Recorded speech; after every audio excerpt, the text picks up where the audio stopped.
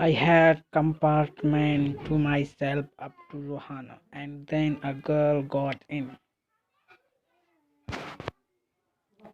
The couple who saw her off, her probably her parent.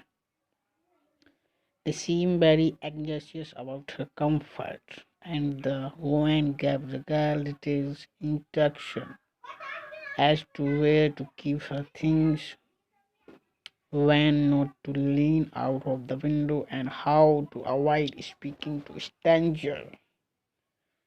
They said their goodbye. The train pulled out of the station as I was totally blind at the time. My eyes sensitive only to light and dark. I was unable to tell what the girl looked like, but I knew she wore slippers from the way they slapped against her heels. It would take me some time to discover something about her looks, and perhaps I never would. But I liked the sound of her voice and even the sound of her slippers.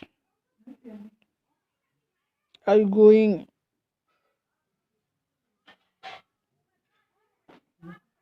the way to Rohana? I asked.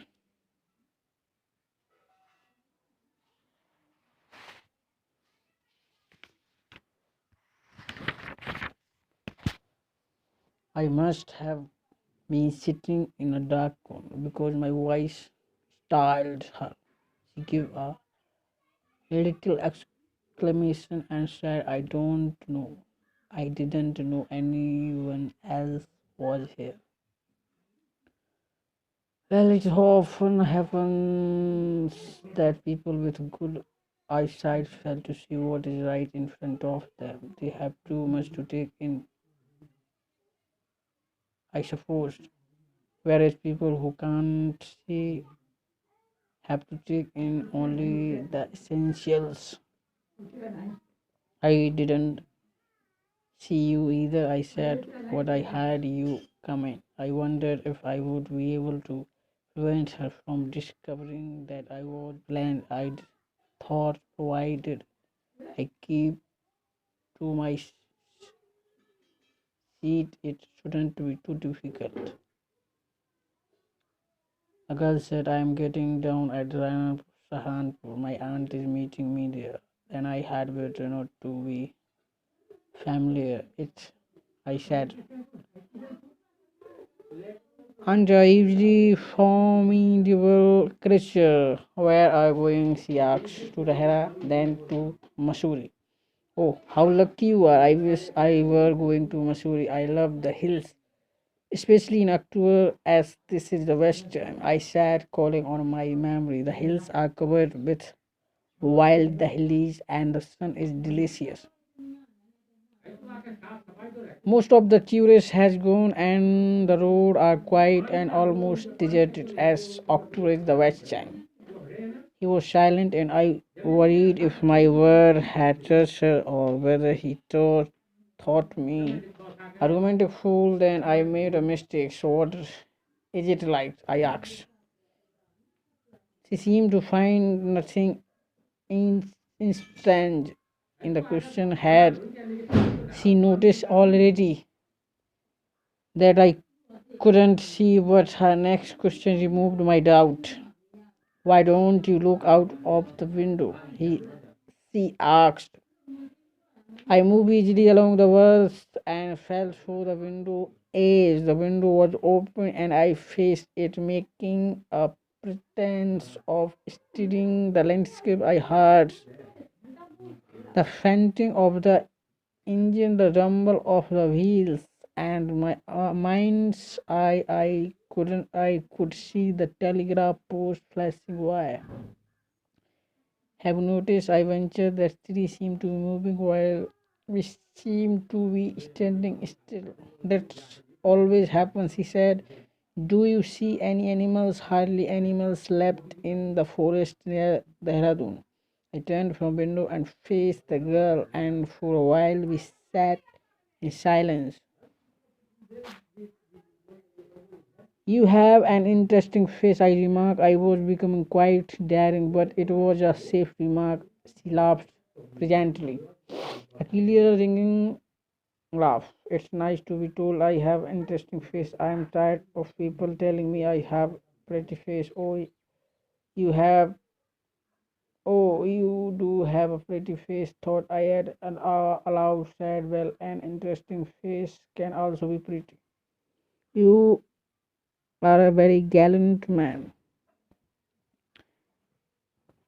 She said, but why are you so serious? I thought then I that I would try to laugh for her, but the thought of laughter only make me feel trouble and lonely. We will soon be at your station. I said, thank goodness. It's a short journey. I can't bear to sit in a train for more than 2 or 3 hours. At I was prepared to sit there for almost any long length of time just to listen to her talking. Her voice had the spark of a mountain stream.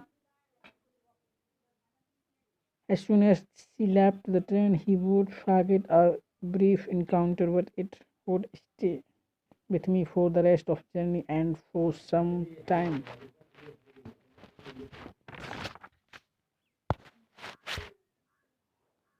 The engines whistle, shrill, the carriage wheels changed their sound and rhythm. The girl got up and began to collect her things. I wondered if she were her hair in a one of it was plaited or if it hang loose over her shoulder or if it was cut very short. The train drew slowly into a station outside.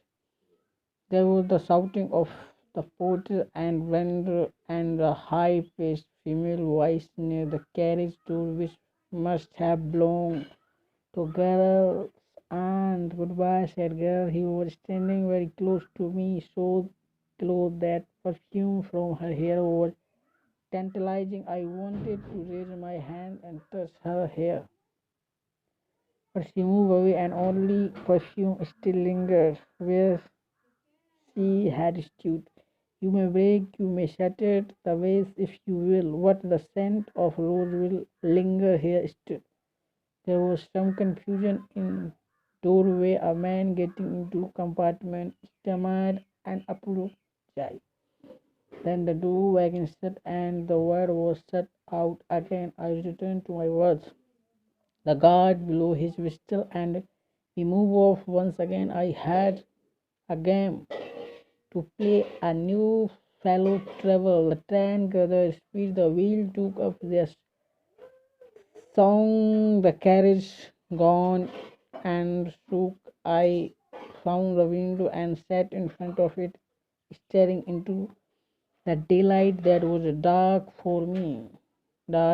for me. So many things were happening outside the window. It could be a fascinating game. Guessing what went out there, the man who had entered the compartment broke into my library. You must be disappointed. You must be disappointed, he said. I am sorry I am not as attractive a travel company as the one who just left.